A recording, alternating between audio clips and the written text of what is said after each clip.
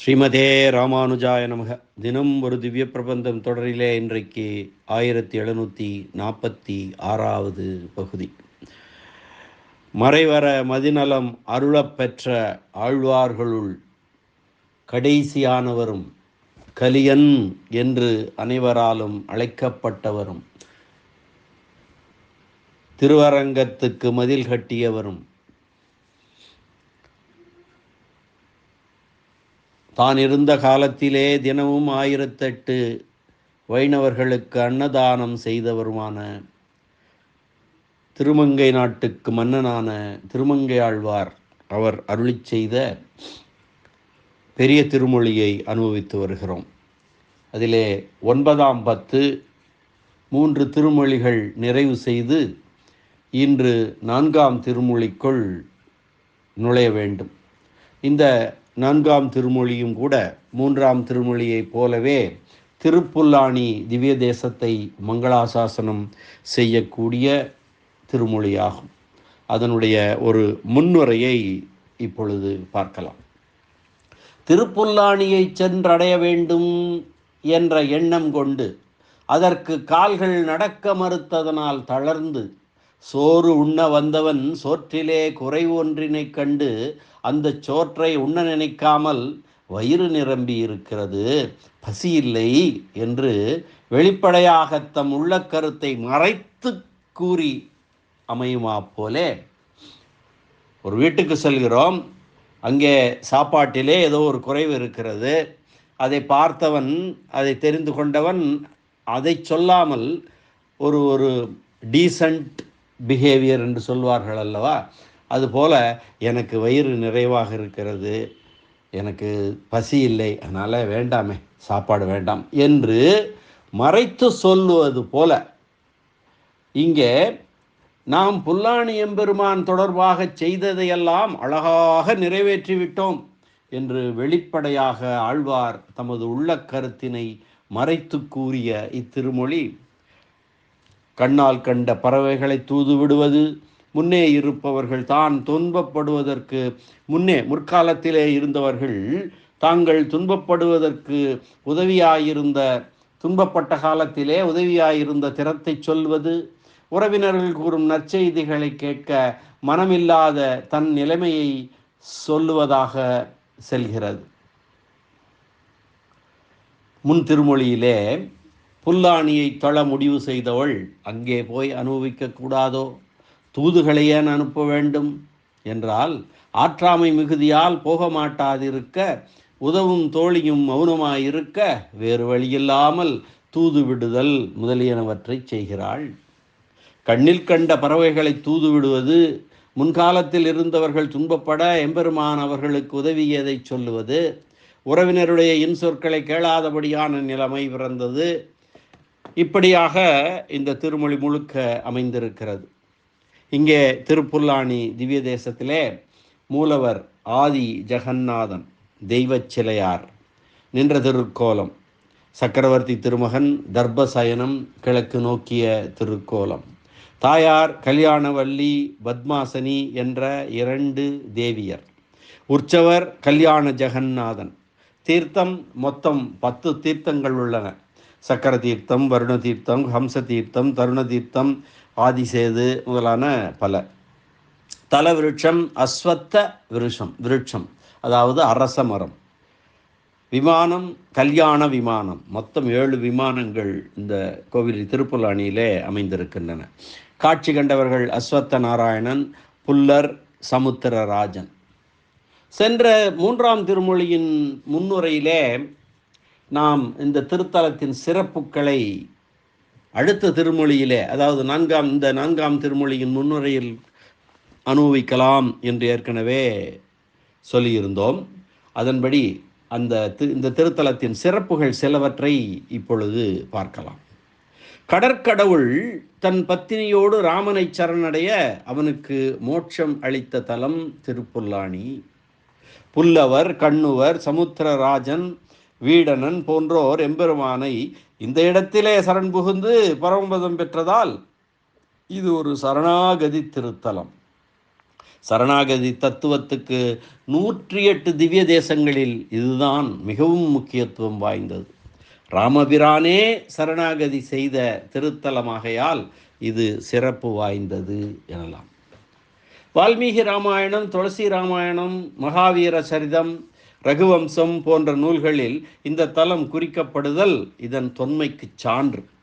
சங்ககாலத்து புலவர் புல்லாங்காடர் என்பவர் இந்த ஊரை சார்ந்தவர்.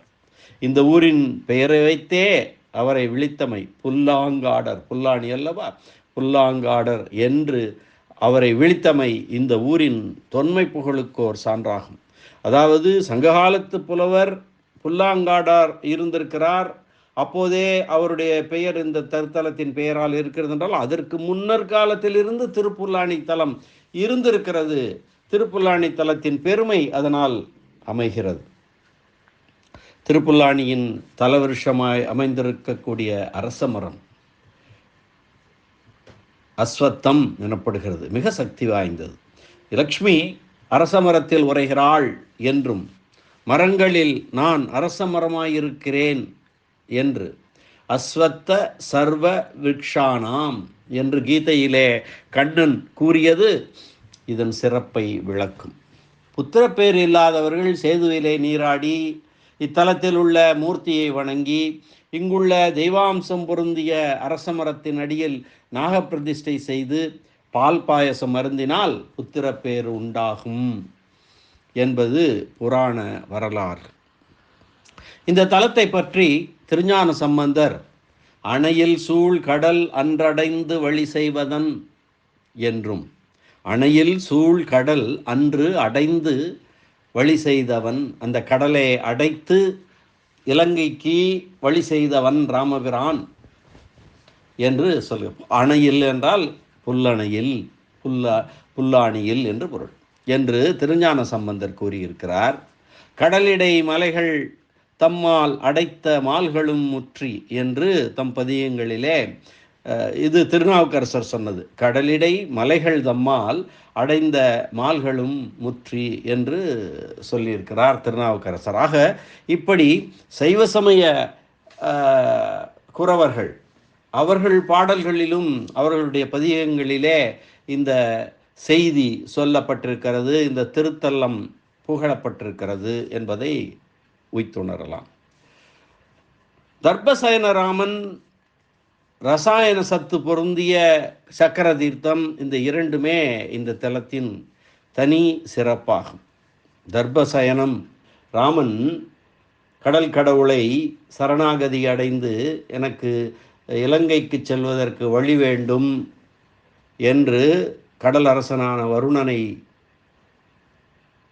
துதித்து தர்ப்பத்திலே 3 நாட்கள் நோன்பிருந்தான். தர்ப்பத்தை விரித்து அதன் மேல் 3 நாட்கள் அதிலே சயனித்து நோன்பிருந்தான். அதனாலே சிறந்த பெயரும் தர்பசயனம், தர்பசயன ஸ்தலம் என்று சொல்வார்கள். அந்த ராமனுக்கு தர்பசயன ராமன் என்று பொருள். ஆக இங்கே தர்பசயன ராமனும் ரசாயன சத்து பொருந்திய சக்கர தீர்த்தமும் மிகவும் கீர்த்தி வாய்ந்தது. ஆதிசேது என அழைக்கப்படும் சேதுக்கரை இங்கிருந்து 4 கிலோமீட்டர் தொலைவில் இருக்கிறது. ரத்னாகாரம் என்றும் இதனை அழைப்பர். சேது என்ற வட சொல்லுக்கு அணை என்பது பெயர். எனவே ஸ்ரீ வைஷ்ணவர்கள் இந்த சேதுவை திரு அணை என்பார்கள். வைணவர்கள் எல்லாவற்றுக்கும் திரு சேர்த்து சொல்வது வழக்கம், அவர்களுடைய வைணவர்களுடைய சம்பிரதாயம் அல்லவா. அதனால அணையை திரு அணை என்று சொல்வார்கள். ஒரு காலத்தில் இந்த சேதுவே இந்தியாவின் தெற்கு எல்லையாக திகழ்ந்தது என்பவை ஆதிசேது ஹைமாச்சலம் என்று பழங்கால நூல்களில் கூட கூறப்படுவதிலிருந்து அறிந்து கொள்ளலாம். கண்ணன் திருமேனிப்பட்ட பிருந்தாவனம் என்ற நெருஞ்சிக்காடு புனிதம் பெற்றது போல ராமனின் சம்பந்தத்தால் இந்த சேதுவும் மேன்மை பெற்றது. இந்த சேதுக்கரைக்கு அருகிலே கடலுக்குள் கிழக்கே சற்று தள்ளி ராமன் கட்டிய அணை என்று கூறப்படும் நீண்டதொரு கல் அரண் தென்படும். இதன் அருகில் சென்று பார்ப்பது சகல பாவங்களையும் போக்கும் என்று சொல்லப்படுகிறது. இந்த கடற்கரையில் ராமதூதனான அனுமன் தென் திசை நோக்கி கூப்பிய கரங்களுடன் ராம தியானத்தில் ஆழ்ந்துள்ள காட்சி மிகவும் எழில் வாய்ந்ததாக இந்த ஆஞ்சநேயரும் மிக பெரும் வரப்பிரசாதியாக மக்களின் துன்பங்களை போக்கி அருள்பாலிக்கிறார். இராமாயணத்தோடும் இராமாயணம் பேசுவோருடனும் நீங்காத தொடர்பு கொண்டது இந்த தலம். திருமங்கை ஆழ்வாரால் மட்டும் 21 பாசுரங்களால் மங்களாசாசனம் செய்யப்பட்ட திருத்தலம் இது. புன்னை முத்தம் சூழ்ந்து அழகாய புல்லாணியே, புன்னை முத்தம் சூழ்ந்து அழகாய புல்லாணியே என்றும், போதலரும் புன்னை சூழ் புல்லாணி என்றும், பூஞ்செருந்தி பொன் சொரியும் புல்லாணி என்றும், பவ்வத்திரையுளவு புல்லாணி என்றும் பலவிதமாக இந்த தலத்தை சுற்றியுள்ள இயற்கை எழிலில் மாந்தி மயங்குகிறார் திருமங்கை ஆழ்வார். இந்த தலத்தில் கிருஷ்ண பரமாத்மா தொட்டில் கண்ணனாக அவதரித்திருக்கிறார். தசரதர் புத்திரப்பேற்றை வேண்டி இங்கு வந்து புத்திர காமேசி யாகம் செய்தார் என்பர் பெரியவர்கள். அவர் இங்கு செய்த யாகத்தின் பயனாகவே ராமன், இலக்குவன், பரதன், சத்ருக்கன் ஆகிய 4 புத்திரர்கள் அவதரித்தனர் என்பதும் கூட ஐதீகம். என்றே இன்றளவும் இந்த தலம் புத்திரப்பேற்றை நல்கும் புனிதத்தலமாக கொள்ளப்படுகிறது. மணவாள மாமுனிகள், பெரியஜீயர் மணவாள மாமுனிகள் இங்கே எழுந்தருளியது மட்டுமன்றி இந்த பெருமான் மீது அவர் கொண்ட ஈடுபாடும் பெருமைக்குரியதாகும். ஆழ்வார் ஆச்சாரியர்களது பாசுரங்கள் தவிர்ந்து புல்லை அந்தாதி, திருப்புல்லாணி மாலை, தெய்வச் சிலையான் துதி, வாசனை மாலை, புல்லாணி பெருமாள் நலங்கு போன்ற நூல்களும் இந்த தலத்தை பற்றி நிறைய செய்திகளை தருகின்றன. இந்த தலத்தின் சிறப்பை பற்றி சங்க நூலான அகநானூற்றின் 70வது பாடல் கூறுகின்றது. வெண்வேர் கௌரியர் தொல் முதுகோடி முழங்கு இரும் பவ்வம் இறங்கும் முன்துறை வெல்போர் ராமன் அருமறைக்கு அவித்த பல்வீழ் ஆலம் போல ஒலி அவிந்தன்று இவ்வழுங்கல் ஊரே. வெண்வேர் கௌரியர் தொல் முதுகோடி முழங்கு இரும் பவ்வம் இறங்கும் முன்துறை வெல்போர் ராமன் அருமறைக்கு அவித்த பல்வீழ் ஆலம் போல ஒலி அவிந்தன்று இவ்வழுங்கலூரே என்பது அந்த அகநானூற்றின் 70வது பாடலில் வரக்கூடிய கடைசி 4 வரிகள், 2 வரிகள் அல்லது 3 வரிகள், 2.5 வரி. இந்த பாடலை பாடியவர் மதுரை தமிழ் கூத்தனார் கடுவன் மல்லனார் என்பவராகும். இந்த பாடலுடைய பொருள் என்ன? தோழி தலைமகளுக்கு சொல்லுகிறார், பிடித்து வந்த மீன்களை ஊருக்கு பகிர்ந்திருக்கும் துறையின் தலைவன் அவன் நம்மோடு கொண்டிருக்கும் நட்பை பெண்டிர் கமுக்கமாக பேசிக்கொள்கின்றனர். அவர்கள் அலரும், அதாவது அவர்கள் உரத்த குரலில் பேசும் வாய் கொண்டவர்கள். அதனால் பலரும் அவர்கள் அப்படி பேசினதால பலரும் அதனை அறிந்து கொண்டனர். அவன் திருமணம் செய்து கொள்ள வந்திருக்கிறான். திருமணத்துக்கு பின்னர் அவர்களின் வாய் அவிந்துவிடும். இது எப்படி என்றால், இலங்கை வெற்றிக்கு பின்னர் ராமபிரான் தனுஷ்கோடி ஆலமரத்தடியிலே வேதம் சொன்னபோது அதனை கேட்கும் அனைவரும் வாயடைத்து கேட்டது போல இவர்களும் அலர்தூற்றுவாரும் வாயடங்கிவிடும் என்று இந்த செய்யுள் சொல்கிறது. அதாவது இங்கே அந்த காலத்தில் அகநானூறு காலத்திற்கு முன்பே இந்த திருப்புல்லானியும் இந்த தனுஷ்கோடியும் இருந்திருக்கிறது என்பது இங்கே குறித்து கொள்ள வேண்டிய செய்தி. ராமபிரான் அல்லவா, ராமபிரான் காலம் என்ன, திரேதா யுகத்து காலம்.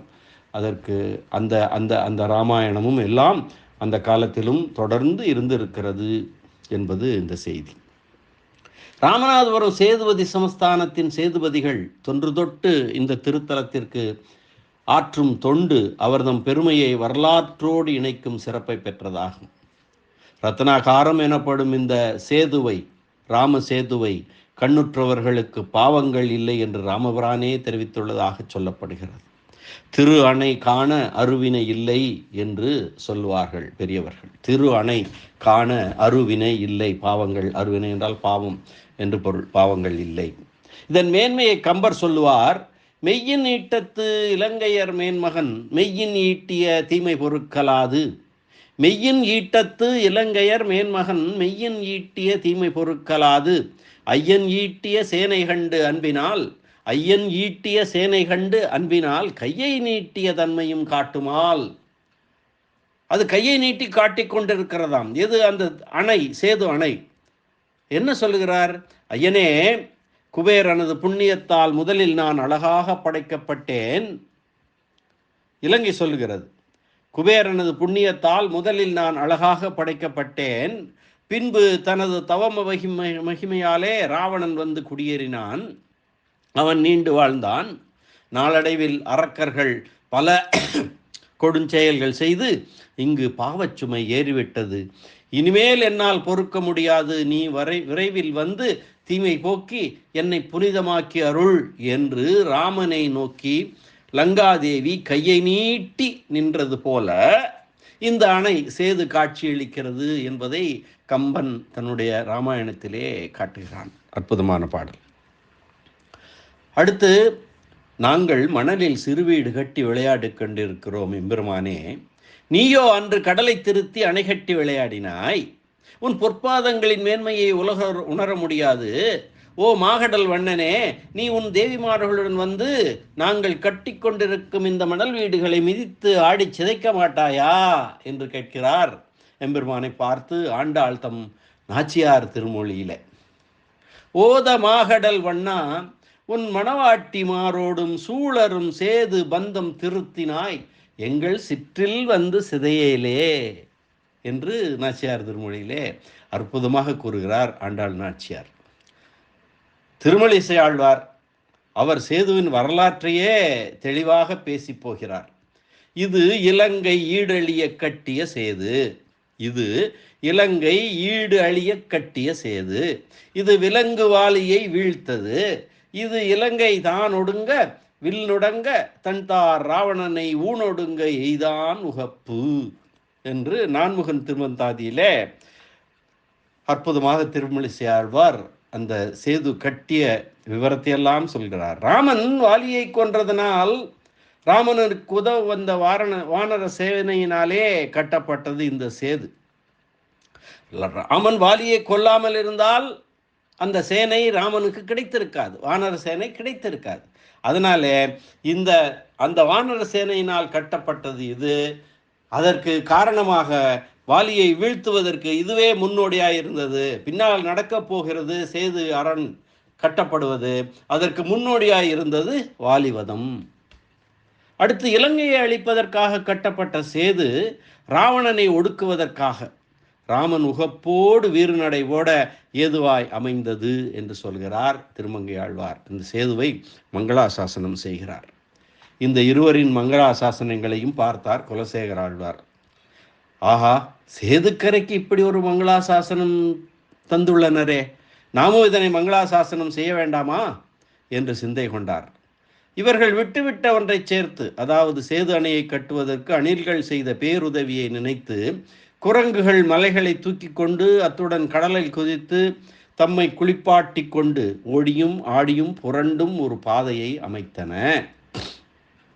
குரங்குகளால் கொண்டு வந்து போடப்பட்ட மலைக்கற்கள் மற்றும் பாறைகளின் இடையில் இருந்த இடுக்குகளை கடற்கரையின் நெடுகில் இருந்த மணலில் விழுந்து புரண்டு, அந்த அணில்கள் விழுந்து புரண்டு தம் மேனி முழுவதும் ஒட்டி கொண்டிருந்த மணலை கொண்டு வந்து சென்று அந்த இடுக்குகளிலே உதறி, தண்ணீர் புகாமல் மணலை உதறி அடைத்து கைங்கரியம் செய்தனவாம் அந்த அணில்கள். எம்பெருமானுக்கு அந்த அணில்கள் போலே நான் ஒரு சேவை செய்யவில்லையே, வழியே நின்றிருக்கும் மரங்கள் போல வலிய நெஞ்சு படைத்தவன் ஆகிவிட்டேன், வஞ்சகனாகிவிட்டேன், அரங்கத்தெம்பெருமானுக்கு ஆட்படாமல் எளியேன் அயர்கின்றேனே என்று இந்த சேதுக்கரையின் பெயரை சொல்லாமல் மறைமுகமாக மங்களாசாசனம் செய்கிறார் குலசேகர ஆழ்வார். குரங்குகள் மலையை நூக்க குளித்து தாம் புரண்டிட்டு ஓடி தரங்க நீர் அடைக்கலுற்ற சலம் இலா அணிலும் போலேன். குரங்குகள் மலையை நூக்க குளித்துத்தாம் புரண்டிட்டோடி, அணில்கள் குளித்துத்தாம் புரண்டிட்டோடி தரங்க நீர் அடைக்கலுற்ற சலமிலா அணிலும் போலேன்.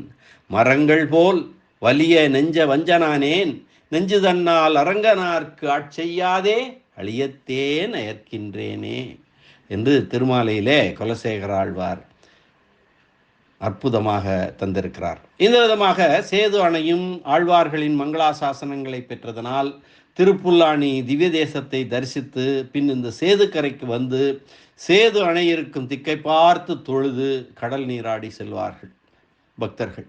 தற்போது இந்த அணை கடலுக்குள் அமிழ்ந்திருக்கிறது.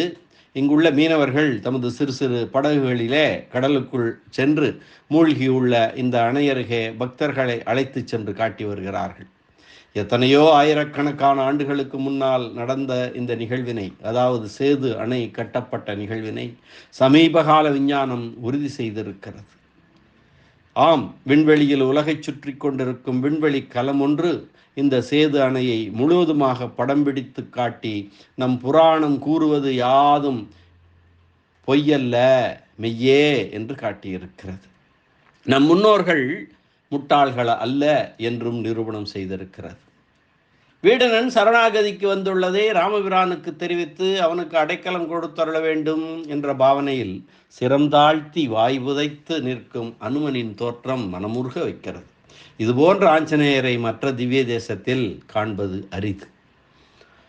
திருப்புல்லானி தல மூலவரின் திவ்ய திருநாமத்தை, அதாவது தெய்வச் சிலையார் என்பது அவருக்கு மற்றும் ஒரு பெயர், அதனை பவ்வத்திரை உலகு புல்லாணி கைதொழுதேன் தெய்வச் சிலையார்க்கு என் சிந்தை நோய் செப்புமினே என்று இந்த திருமொழியின் 3வது பாசுரத்திலே திருமங்கையாழ்வார் பரகாலனாய் பாவனையிலே சொல்லியிருப்பார். அதில்தான் தெய்வச் சிலையார்க்கு என்ற பெயர் வருகிறது.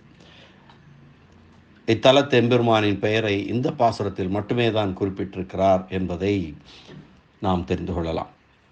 இந்த அளவிலே இந்த திருப்புல்லானி திவ்யதேச சிறப்புகளை நிறைவு செய்து நாளை முதல் இந்த திருமொழி பாடல்களை, பாசுரங்களை, அற்புதமான பாசுரங்களை நாளை முதல் அனுபவிக்க ஆரம்பிக்கலாம். மீண்டும் சந்திப்போம். நன்றி, வணக்கம். ஸ்ரீனிவாச வெங்கடேச ராமானுஜதாசன் திருவரங்கம். திருப்புல்லானி எம்பெருமான் தெய்வச் சிலையார் திருவடிகளே சரணம். அரட்டமுக்கி அடியார் செய்யும் கலிகன்றி திருமங்கை ஆழ்வார் திருவடிகளே சரணம். வியாக்கியான சக்கரவர்த்தி உரை பெருமன்னர் பரம காருணிகர் பெரியவாச்சான் பிள்ளை திருவடிகளே சரணம். ஆழ்வார் எம்பெருமானார் ஜீயர் திருவடிகளே சரணம்.